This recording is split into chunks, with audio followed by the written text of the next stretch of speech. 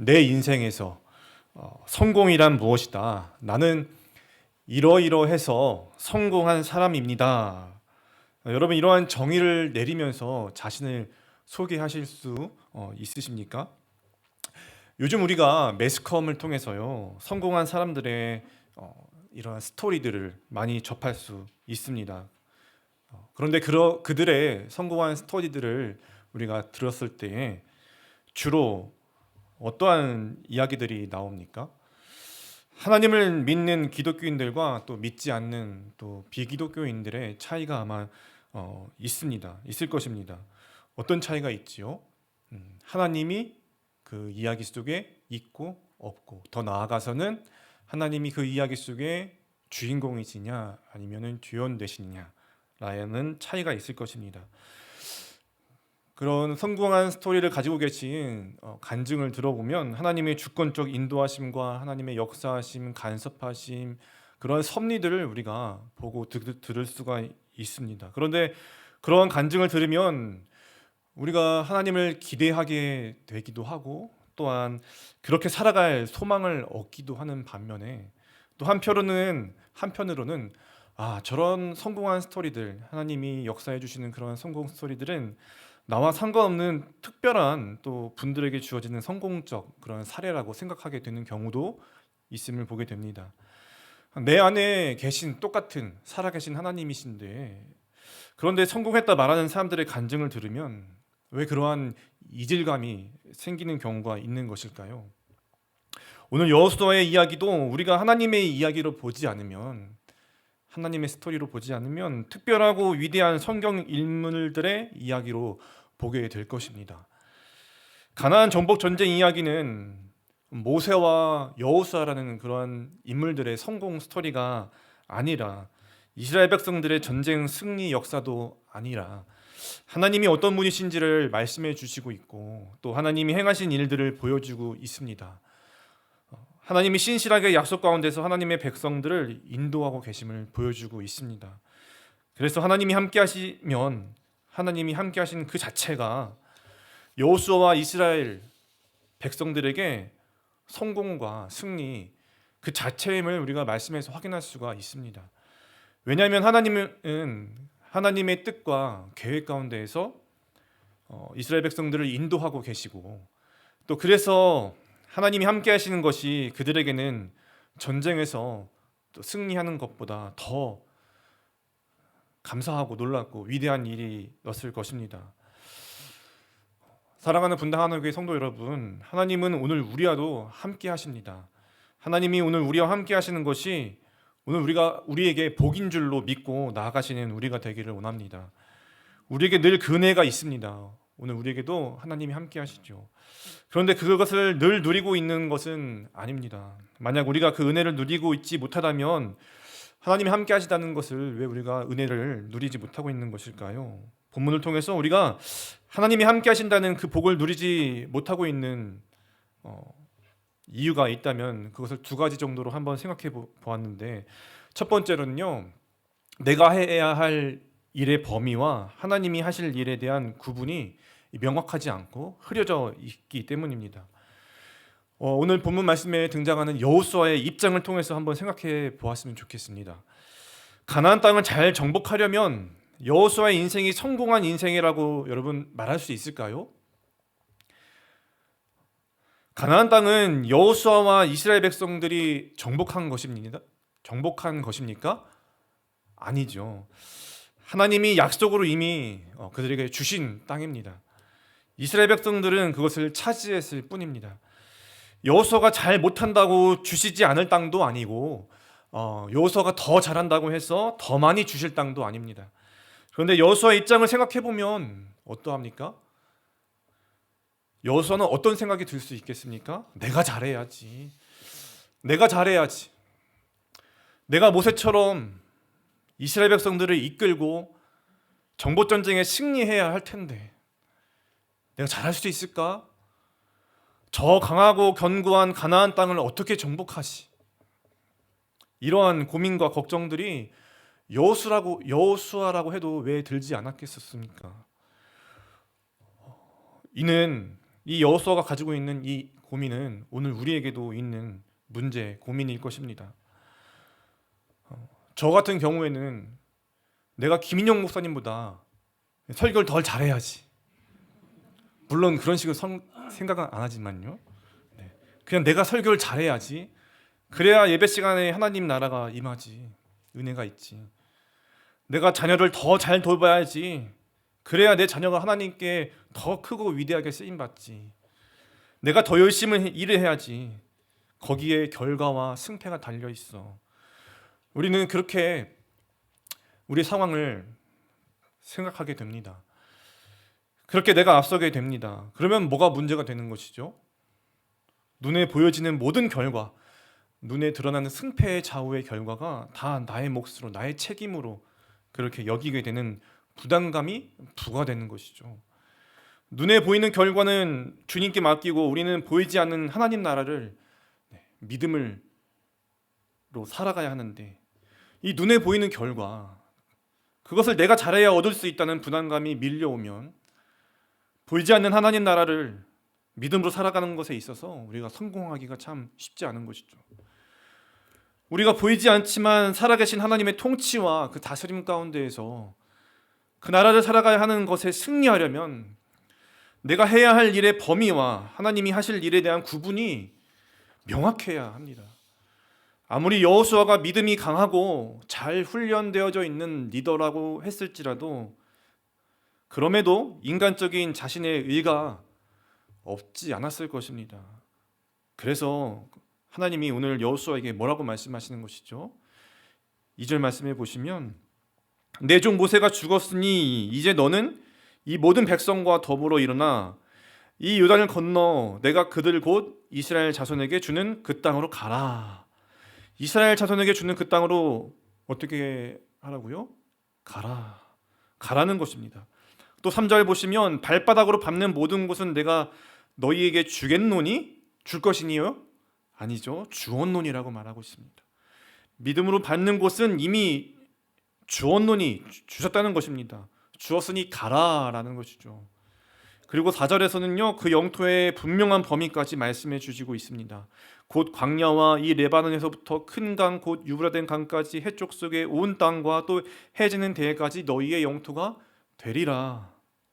모든 결과를요 하나님이 이미 만들어 놓으셨으니까 믿고 가라는 것이죠. 여호수아에게 있어서는요, 하나님이 함께 하심을 믿는 것이 그래서 성공이고 또 승리였습니다. 오늘 우리가 할 수 있는 일에 최선을 다해야 할 것입니다. 열심히들 살아가고 계실 줄로 믿습니다. 그러나 이 땅에서 얻어지는 눈에 보이는 결과에 우리는 집착하지 말아야 합니다. 눈에 보이는 결과는 하나님께 달려 있습니다. 내가 해야 할 일은 최선을 다하고 나머지는 결과는 하나님께 맡길 때 하나님이 함께 하심을 우리는 누리면서 믿음으로 하나님 나라를 살아갈 수가 있습니다. 내가 해야 할 일도 최선도 다하고 결과도 나에게 달려 있고 그러면은 하나님이 함께 하시는 그 축복을 누리기가 어렵게 되는 것이죠. 여러분, 믿음으로 하나님 나라를 살아갈 수 있는 은혜가 여러분들에게 가득하시길 축원합니다. 두 번째, 우리가 하나님이 함께 하신다는 그 복을 누리지 못하고 있다면 그 이유는요, 상황과 환경과 형편을 바라보면서 두려워하고 있기 때문일 것입니다. 본문에서 여호와의 종 모세가 죽었습니다. 모세는 어떤 사람입니까? 출애굽부터 해서 지금까지 40년 동안 이스라엘을 지도하면서 이끌어온 하나님이 함께 하시는 지도자였습니다. 하나님이 직접 대면도 하시는 하나님의 사람이었습니다. 그런 모세가 죽었으니 그 빈자리가 이스라엘 백성들과 여호수아에게는 참 어떠했을까요? 상당히 크게 느껴졌을 것입니다. 그러나 모세가 죽고 난 후 바로 하나님이 여호수아에게 오늘의 말씀을 하고 계시는 것이죠. 모세의 자리는 비었지만 하나님은 여전히 하나님의 자리에 계시며 새로운 리더십인 여호수아에게 찾아오셔서 말씀하고 계십니다. 5절 말씀을 한번 보실까요? 내 평생에 너를 능히 대적할 자가 없으니 내가 모세와 함께 있었던 것 같이 너와 함께 있을 것임이니라. 내가 너를 떠나지 아니하며 버리지 아니하리니. 모세와 함께 하셨던 하나님이 이제는 여호수아와 함께 하시며 여호수아를 떠나지 아니할 것이라고 말씀해 주고 있는 것이죠. 모세가 없는 상황을 마치 하나님이 안 계신 것처럼 크게 느끼고 두려워하고 있었던 이 이스라엘과 여호수아였습니다. 그런데 그런 여호수아에게 하나님이 모세처럼 너희와도 내가 함께 하겠다, 떠나지 않겠다 말씀하시는 것이 여러분 이 모세와 이스라엘 백성들에게는 얼마나 기쁘고 감사한 이야기였겠습니까? 본문에서 여호수아의 심정은 나와 있지 않지만 아마 큰 벅찬 감격과 감사로 용기가 아마 샘솟지 않았을까요? 우리는 어떠합니까? 우리는 어떠할까요? 여러분 그리스도인으로서 이 땅에서 믿음으로 하나님 나라를 살아가려고 한다면 예수의 제자로서 정말 그 예수를 십자가를 지고 나의 십자가를 지고 살아가려 한다면 그때에 우리 눈에 먼저 무엇이 보입니까? 눈에 보이는 것, 상황과 환경과 형편을 우리가 보게 되죠. 그것을 보지 않을 수가 없습니다. 여러 가지 나의 부족하고 나의 연약한 성품과 인격과 능력과 지혜의 부족, 시간의 부족, 사람과의 관계의 어려움의 문제, 문화적 갈등, 세대 간의 갈등, 이데올로기적인 문제, 자녀 문제, 여러 가지 요인이 우리 마음을 예수님을 온전히 따라가는데 그 어렵게 하고 있죠. 그렇지만 두려워할 필요가 있습니까? 두려워할 필요는 없다는 것이죠. 이스라엘이 지금 처해진 상황이 비록 모세라는 큰 인물이 없는 상황이고 가나안 땅은 크고 견고했지만 누가 계셨습니까?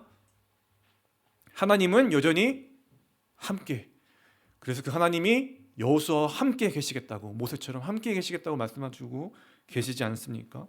오늘 우리의 상황이 어렵고 형편이 부족하고 환경이 좋지 않다고 해서 그럴 때에 그것이 그렇다고 해서 하나님 나라를 살아가는데 가나안 땅을 정복하는데 문제가 될 수 있는 요인은 될 수 없을 것입니다.